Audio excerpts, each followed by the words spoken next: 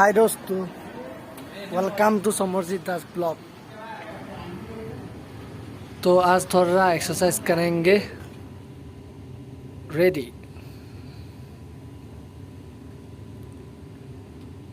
1 2 3 4 5 6 7 8 9 10 11 12 13 14 15 16 17। तो हो गया, आज के लिए इतना ही। अभी आ गया बाहर में थोड़ा ये हम लोगों का कंपनी का गाड़ी है, तो मैं आ गया बाहर। आप लोगों को और कुछ दिखाएंगे। आंध्र प्रदेश में ये कंपनी है, तो ये है गाड़ी कंपनी का बास है।